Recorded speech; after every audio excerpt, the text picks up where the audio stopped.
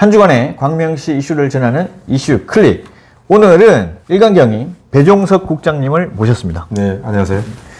네, 오늘 배종석 국장님을 모시고 특별히 저희가 속보를 한 가지 준비를 했는데요. 이모경 의원이 공직선거법 허위사실 유포죄로 광명경찰서에 고발이 됐다라는 소식입니다. 지난 11월 8일이죠. 네네. 광명시 돔경륜장 스피드돔에서 네. 그 고객 편익시설 착수 설명회가 있었습니다. 네네. 그 자리에는 뭐 이모경 국회의원, 국민체육진흥공단 이사장, 네. 또 박승원 광명시장도 참석한 걸로 알고 네네네. 있습니다. 그런데 문제는 뭐냐면 그 다음 날 11월 9일 날 네. 이모경 의원 측에서 각 언론사에 보도 자료를 배포를 했습니다. 네네. 근데 보도 자료는 내용에는 99억이 들어가는데 네네. 그거를 국비를 자기가 이모경 의원이 확보해서 그 시설을 새로 짓는 것처럼 이렇게 보도자료를 배포를 했습니다. 네. 그러니까 모든 사람들이 이모경 의원이 국비를 확보한 것처럼 이렇게 그 허위 사실을 적시했다는 것이죠.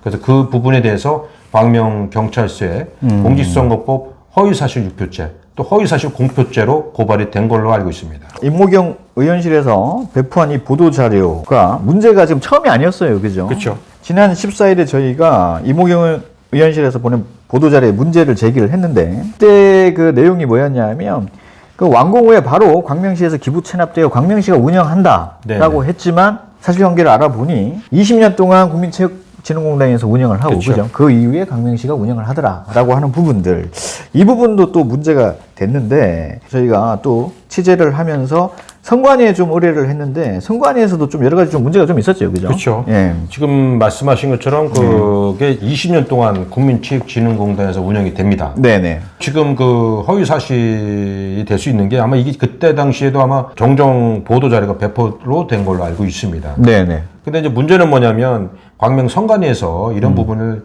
사실 여부를 적시해서 위법됐는지 안 됐는지에 대한 부분에 대한 것을 검토를 해야 되는데 그거를 그 이모경 의원 측에 알려줬다고 하더라고요. 네네네. 결국 이모경 의원 측에서 이와 관련해서 정정 보도 자료를 다시 또 그렇죠. 언론사에 배포를 했다는 네. 사실을 확인했습니다. 네. 국장님하고 제가 한 3일 전부터 이제 선관위에 의뢰를 하고 그쵸. 그 취재를 했었는데 선관위에 저희가 요청했던 부분은 투입 비용이 국비가 맞냐 아니냐라고 하는 부분이고 그리고 이제 이모경 의원실에서 낸 보도 자료에 국비라는 내용이 들어가 있냐 아니냐 그게 핵심이거든요. 그렇죠. 지금 광명시 지금 말씀하신 것처럼 광명 선관위하고 통화를 했는데요. 네네. 국비가 아니라는 것을 인정했습니다. 그죠. 인정을 했고 광명 선관위에서 이제 뭐 조치를 하겠다고 한 것이 바로 이제 정정 보도 자료라고 돼요. 무슨 뭐 광명시 선관위가 무슨 뭐 언론중재위원도 아니고 그죠. 예. 그 잘못된 보도의 자료에 대해서 사실인지 아닌지에 대한 부분만 확인을 거쳐서 그 부분에 대해서만 적시를 해서 조치를 취해야 되는데 그거를 이모경 국회의원 쪽에다가 알려줘서 거기서 또 정정 보도 자료가 나올 수 있도록 이렇게 조치를 취했다는 거는 이건 좀 심각하게 바라볼 필요가 심각하죠. 있습니다. 예. 결론적으로 말하면은 그 이모경 의원실에 호위무사 역할을 한 것밖에 그쵸. 안 돼요, 그죠? 허위무사 역할을 했다는 얘기죠. 그죠? 그냥 사실관계만 확인하면 되는데 니들 뭐 왜 이거를 썼느냐라고 하는 그런 정말 필요 없는 그런 과정을 거쳤기 때문에 그쵸. 어제죠, 그죠? 어제 정정 보도가 나왔다. 이건 좀 말도 안 된다고 생각을 하는데 그렇습니다. 그러면 그 동안에 이제 저희가 이모경 의원의 보도 자료를 저희가 쭉 살펴보면 이상한 경우가 많았어요, 그죠? 그렇죠. 예. 뭐 이모경 국회의원이 보도자를 배포한 적이 많은데요. 뭐 최근에 뭐 그 광명 포스트에서도 보도했지만 네. 학교 설립 문제, 네네. 그 문제, 그다음에 또 목감천 취수 뭐 정리하는 네네네. 과정에 잘못된 부분을 또 보도를 했고요. 뭐 이모경 의원의 잘못된 점을 하나하나 정리를 한다면 뭐 하도 끝도 없습니다.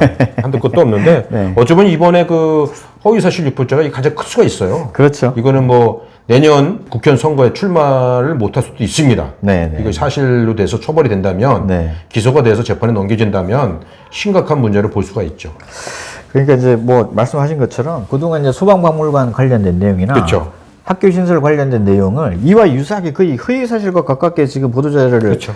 배포를 했는데 그동안 이제 크게 이게 문제가 되지 않았죠, 그죠? 그렇죠. 그래서 이렇게 저는 다분히 이게 의도적이지 않나라는 생각을 갖고 있는데 그럼 앞으로 그러면은 일련의 진행 과정과 뭐 사건이 어떻게 될 거라고 보십니까? 일단은 아마 광명경찰서에서 철저한 조사가 이루어져야 되겠고요. 네네.